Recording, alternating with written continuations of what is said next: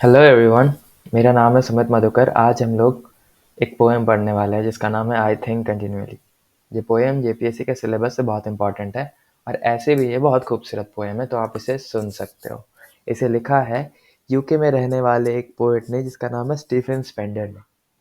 इसे लिखा गया है 1928 में after the end of the world war one. तो अब हम ये पोएम चालू करेंगे। I think continually of those who were truly great. मैं लगातार उनके बारे में सोचता हूँ जो वाकई में महान थे। अब आप सोच रहे होगे कि वाकई में महान क्या होता है। महान तो महान होता है। नहीं मेरे दोस्त, वाकई में महान होता है। कुछ लोग होते हैं जो कहने को महान है, कुछ लोग हैं जो रियलिटी में महान है, जैसे विंस्टन चर्चिल जो यूके के पीएम थे तभी। यूके का पीएम इन 1943 विंस्टन चर्चिल ने बंगाल फेमेन होने दिया क्योंकि उन्होंने बंगालियों का जितना भी उन्होंने उत्पादन किया था वो सारा उठा करके वो यूके ले आए। इसके वजह से 30 लाख बंगालियों की मृत्यु हुई। तो वो लोग जो कि महान नहीं है पर उनको महान कहा जाता है, वो लोग फॉल्सली ग्रेट होते हैं, और जो वाकई में महान है वो ट्रूली ग्रेट होता है। इस पोएम के थ्रू हम जानेंगे कि वाकई में महान है कौन। हम उन महान लोगों की बात कर रहे हैं जो अपनी माँ की कोख से अपनी आत्मा का इतिहास लेकर जन्मे हैं। आत्मा का इतिहास कहने का मतलब है ह्यूमन काइंड का इतिहास, कि वाई वी आर ह्यूमंस, कि हम क्यों मानते हैं कि हम इंसान हैं। कैसे पता चलता है कि हम इंसान हैं? हम उदारता है हमारे में, हमें करुणा के बारे में मालूम है, इसलिए हम इंसान हैं। अगर वही नहीं तो फिर इंसान कैसे? तो ये जो वाकई में महान लोग होते हैं, ये लोग अपनी माँ के कोख से अपनी आत्मा का इतिहास जानकर पैदा लेते हैं। अब आगे पोएट बताते हैं कि वो कैसे होते हैं। वो बिल्कुल कॉरिडोर्स ऑफ लाइट की तरह होते हैं, जो दर्शाती है कि कब सूरज उगने से हमारा ज़िंदगी शुरू हो रहा है, कब खत्म हो रहा है। जैसे आप मान लो कि आप किसी गुफा में हो, ठीक है? आप किसी गुफा में हो और उसमें एक छोटा-सा छेद है, ठीक है? आप यहाँ पे बैठे हो, अगर 1 साल तक यहाँ पे ये छेद ना हो, तो 1 साल तक अगर आप यहीं पे हो अंधेरे में, तो आपको कैसा महसूस होगा? लेकिन जो महान व्यक्ति होते हैं वो बिल्कुल इस छेद की तरह होते हैं, जिसमें रोशनी वो अपने पावर से, अपने नॉलेज से, अपने ज्ञान से रोशनी यहाँ पे भेजते हैं ताकि आपका ज़िंदगी जो है वो अंधकार से निकल करके एक खूबसूरत ज़िंदगी में तब्दील हो जाए। यहाँ पे पोएट उन महान व्यक्तियों को ऐसे ही दर्शाना चाहते हैं जो कि अनंत है।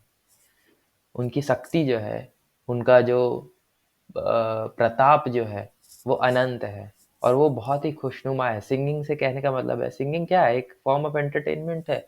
वी आर लिविंग ब्यूटीफुली, हम मज़े से जी रहे हैं, हम ज़िंदगी अच्छी महसूस कर रहे हैं।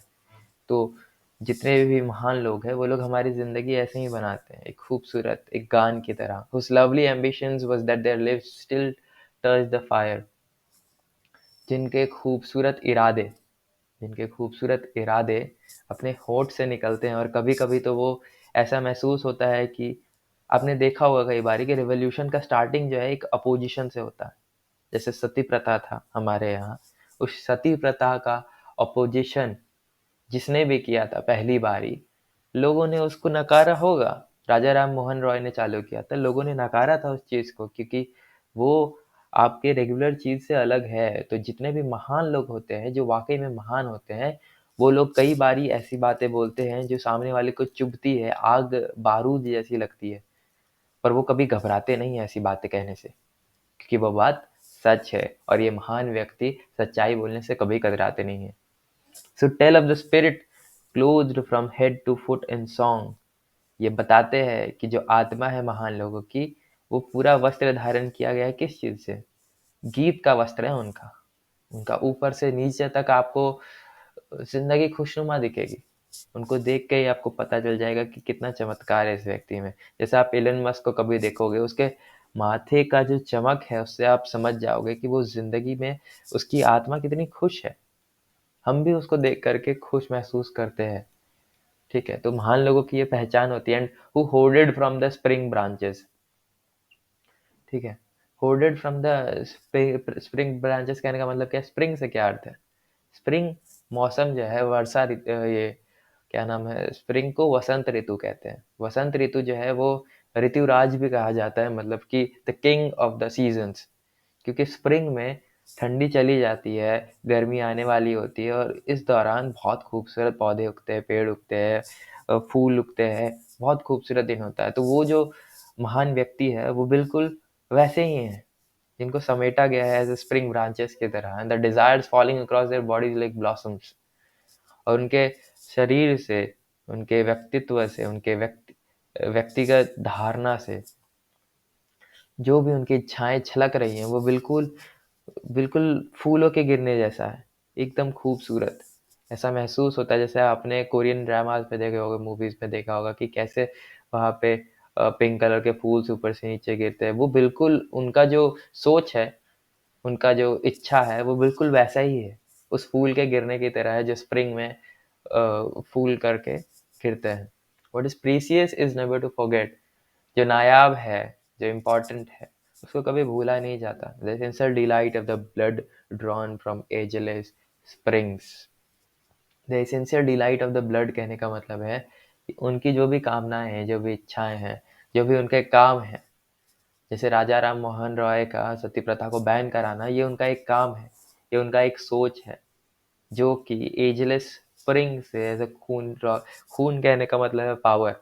खून मीन्स उनका जो खून का मतलब है उनका जो पावर है, उनका जो काम है, उनका जो कृत्य है, ठीक है, जो कि डिवाइन है, जो एकदम स्पिरिचुअल है, जो कि भगवान के द्वारा दिया गया है, वो बिल्कुल एजलेस स्प्रिंग की तरह है। एक ऐसा वसंत जो कभी खत्म ही नहीं होता, वो सुंदर मौसम कभी खत्म ही नहीं होता उनका, उनके कृत्य से। Breaking through rocks in worlds before our अर्थ।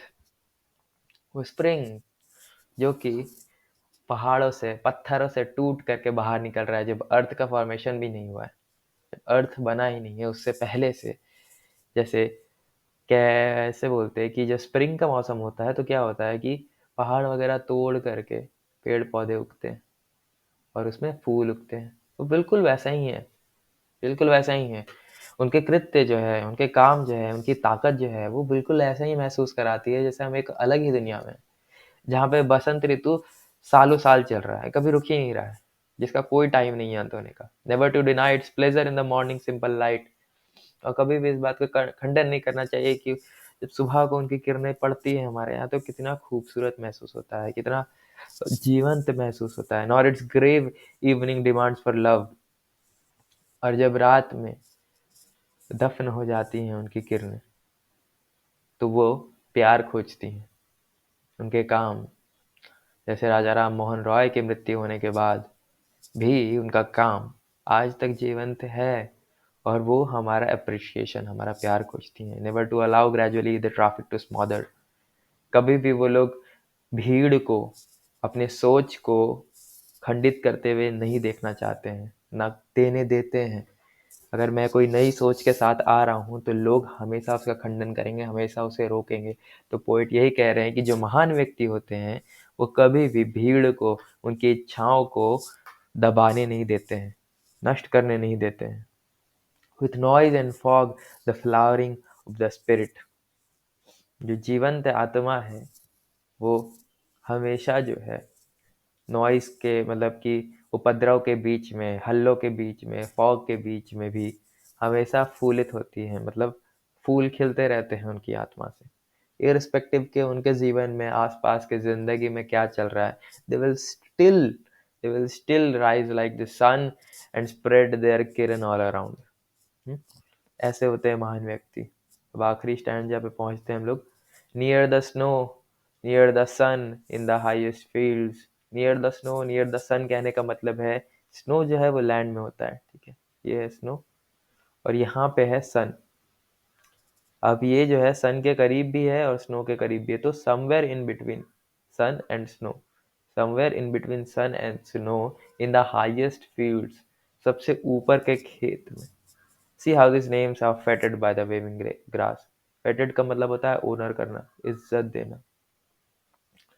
कैसे ये वेविंग ग्रास जो है उनको ओनर कर रहे हैं, उनके नाम को इज्जत दे रहे हैं। जैसे कि आप कभी भी खेत खलिहान में जाओगे तो कैसे घास जो है वो कॉम्प्लीमेंट करता है आसमान को, कितना खूबसूरत दिख रहा होता है, ठीक है। वैसे ही कुछ है। वेविंग ग्रास कहने का मतलब है जो नॉर्मल लोग हैं, जैसे हम जैसे लोग। आज जब मैं राजा राम मोहन रॉय की बात कर रहा हूँ तो मैं एक वेविंग ग्रास हूँ जो उनके सम्मान में ये कविता डिनोट कर रहा हूँ, उनको उनके नाम कर रहा हूँ इस कविता के बोलों को। And by the streamers of the white cloud. White cloud कहने का मतलब है सफ़ेद क्लाउड जो है वो शांति का प्रतीक होता है, जीवन हल्का और शांत है। And whispers of wind in the lightning sky, जैसे कि जब तेज बिजली गड़गड़ाती है तो उसमें शांत जो विंड का आवाज आता है वो बिल्कुल वैसे ही है। The names of those in their life fought for life, उन लोगों के नाम जो भी महान व्यक्ति है वो लोग जिंदगी भर लड़ाई किए हैं, जिंदगी भर लड़े हैं, कष्ट झेले हैं ताकि हमें हमारा अधिकार मिल सके। War at there hearts the fire centre, जो आग जो है वो अपने दिल में धड़कने के लिए छोड़ा है उन्होंने। Born of the sun they travelled short while towards the sun and left the vivid air signed with their owner। और वो लोग जो सन से ही जन्मे हैं, जो सूर्य से ही जन्मे हैं, वो लोग सूर्य की ओर ही ट्रैवल करते करते, सूर्य की ओर ही चलते चलते अपनी जिंदगी समाप्त करते हैं और जीवंत हवा में, विविड का मतलब है जीवंत, जीवंत हवा में अपने सम्मान को छोड़ करके, अपने सम्मान को बिखर करके चले जाते हैं। तो ये कविता मैं फिर से अगर आपको एक थोड़ा सा शॉर्ट समरी दूं तो ये बताता है कि जितने भी महान लोग हैं जो यहाँ पे आए हैं, चाहे आप किन्हीं का भी नाम ले लो, आप कोई भी कैरेक्टर को पकड़ लो, चलो कृष्ण को पकड़ते हैं, वो जिंदगी में आए बहुत खूबसूरती से। उन्होंने अपने ज्ञान का प्रदर्शन किया, अपने ज्ञान को फैलाया, हम सब लोगों ने उनके ज्ञान को सुना जाना। पहली बारी जब उन्होंने अपने ज्ञान को दिया तो हम अपने संकुचित सोच से लिपटे हुए थे, तो एक्सेप्ट नहीं कर पा रहे थे उस चीज़ को, तो हमने बहुत ही हल्ला कर किया, नकारा उनकी बातों को। पर उन्होंने कभी भी सच का साथ नहीं छोड़ा, उन्होंने वही कहा जो सही था। वो अपने जिह्वा पे आग रख के अपनी बातों को फैलाते थे जो कि ज़रूरी था। और हमारे इतना अपोज करने के बावजूद वो वहीं पे डटे रहे, अडिग रहे, एकदम सूर्य की किरण की तरह। वो चाहते थे कि हमारे समाज का अंधकार खत्म हो और हमारे समाज में रोशनी फैले। ऐसे होते हैं जीवंत लोग, ऐसे होते हैं महान लोग, और वो कुछ आशा नहीं करते हैं आपसे। अंततः जो वो लोग जो सूरज से उगे रहते हैं, जो सूरज से जन्मे रहते हैं, वो वापस उसी सूरज की तरफ जाते हुए विलीन हो जाते हैं और उनकी काम, उनकी इच्छाएं, उनके सोच जो है वो जीवंत हवा में घुल जाती है और हम सब इस्तकबाल करते हैं उनका खुले दिल से, बिल्कुल घास के मैदान की तरह हवा में बिखर जाने वाली उनकी खूबसूरती को हम हमेशा सम्मान देते हैं। ये पोयम इसी के साथ खत्म होता है। आपको कोई भी डाउट हो, I am always here to help you out, respected to कोई सा भी subject. Okay, so have we end. Subscribe कर देना यार प्लीज़, अच्छा महसूस होता है ना, लाइक करो ना करो। चलो बाय।